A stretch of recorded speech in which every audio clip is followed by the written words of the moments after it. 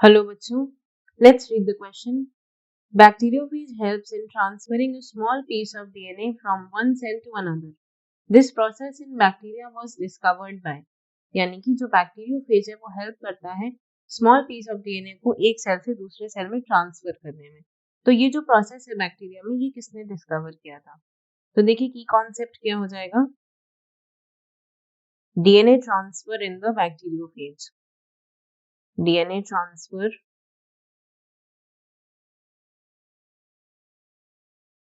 इन bacteriophage.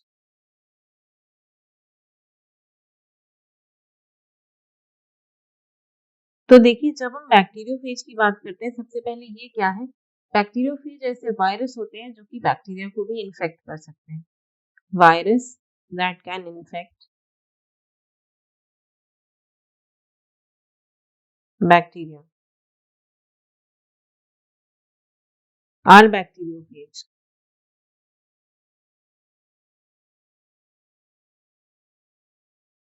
और देखिए यहाँ पे जिस प्रोसेस की बात हो रही है उस प्रोसेस को हम कहते हैं ट्रांसडक्शन। तो transduction is the process of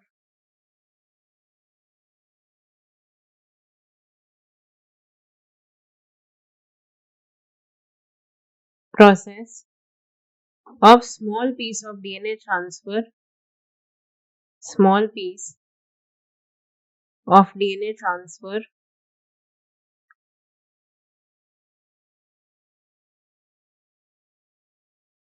via bacteriophage या वायरल वेक्टर।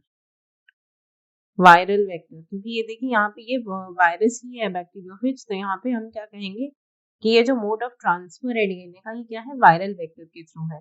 और इसमें सेल्स के बीच में कांटेक्ट की आवश्यकता नहीं होती है, कॉन्टैक्टलेस डिलीवरी होती है यहाँ पर, नो कॉन्टैक्ट रिक्वायर्ड। अब देखिए कि किस तरीके से होता है ये भी देख लेते हैं। ये आपका पहला स्टेप है, देखिए जहां पर बैक्टीरियोफेज ये है और ये इसका अपना भी डीएनए है, ये this is the viral DNA. जो बैक्टीरियोफेज अपना जो डीएनए जो कैरी किया है और ये है आपका जो सेल है बैक्टीरिया उसका बैक्टीरियल डीएनए। और अब देखिए यहाँ पे ये आपका सेकेंड फेज है जहां पर इसने ये वायरल डीएनए को यहाँ पर इनकलकेट कर दिया है सेल के अंदर।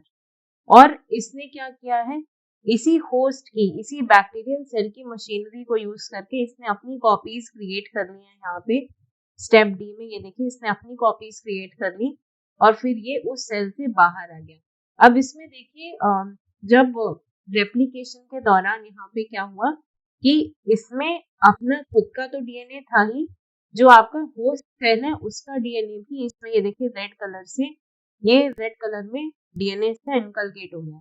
तो जिस भी बैक्टीरियोफेज में अब इस होस्ट सेल का डीएनए इनकलकेट कर दिया गया है उसको हमने न्यू होस्ट में, ये देखिए ये न्यू होस्ट है, इस न्यू होस्ट में हमने इसको इंट्रोड्यूस कर दिया। तो इसने अपना ये जो डीएनए है होस्ट सेल का वो दूसरे सेल में यहाँ पर इंट्रोड्यूस कर दिया। तो इस तरीके से यहाँ पे बिना कांटेक्ट के ये ट्रांसफर हो गया, इसे हम क्या कहते हैं, ट्रांसडक्शन। और इसको डिस्कवर किसने किया था, जोशुआ लेडरबर्ग।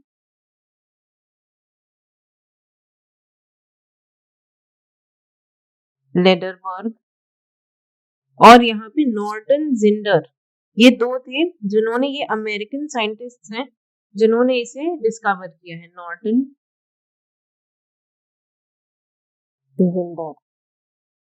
तो इसमें बेसिकली आप पूरा नाम नहीं याद रखते हैं, आप इसमें केवल लेडरबर्ग और जिंडर याद रखिएगा।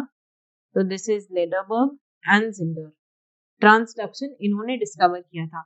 और ट्रांसडक्शन इसलिए भी इम्पोर्टेंट हो जाता है क्योंकि ये बहुत इम्पोर्टेंट है क्योंकि ये एंटीबायोटिक ड्रग ट्रांसफर के मैकेनिज्म के तौर पे यूज किया जाता है, इसलिए हम इसको थोड़ा इम्पोर्टेंटली डिस्कस करते हैं। अब देखिए हम अपने ऑप्शंस पे आ जाते हैं। पहला क्या है, जिंडर एंड लेडरबर्ग, और यही आपका आंसर हो जाएगा क्योंकि ट्रांसडक्शन या फिर बैक्टीरियोफेज के थ्रू डीएनए के ट्रांसफर को इन्होंने ही डिस्कवर किया था। तो the answer will be option A. अब देखिए इसमें और क्या बता रहे हैं, ऑप्शन बी में वॉलेस और जैकब। तो देखिए ये जो जैकब है, इन्होंने डेमोन्स्ट्रेट किया था लैक्टोज सिस्टम सेल्स के अंदर through the regulation of transcription. तो इसका तो ट्रांसडक्शन से कोई मतलब ही नहीं है। नेक्स्ट आपका हेरल एंड ट्वर्ट, इसमें बैक्टीरियोफेज जो वर्ड है ये हेरल ने कॉइन किया था और ट्वर्ट ने बैक्टीरियोफेज के, इन दोनों ने उसके एग्जिस्टेंस को कंफर्म किया था। तो ये भी गलत हो जाएगा। लेडरबर्ग और टैटम ने कॉन्जुगेशन के बारे में बताया था, जिसमें कि क्या होता है, साइटोप्लाज्मिक ब्रिज फॉर्म होता है सेल्स के बीच में, और यहाँ पर ये भी एक मेथड है डीएनए ट्रांसफर का, लेकिन यहाँ पे कांटेक्ट होता है सेल्स के बीच में। तो इन्होंने कॉन्जुगेशन को डिस्कवर किया था, तो ये भी गलत हो जाएगा। तो आपका सही आंसर क्या हो जाएगा, option A. Answer will be option A. I hope you understood it well. Best of luck.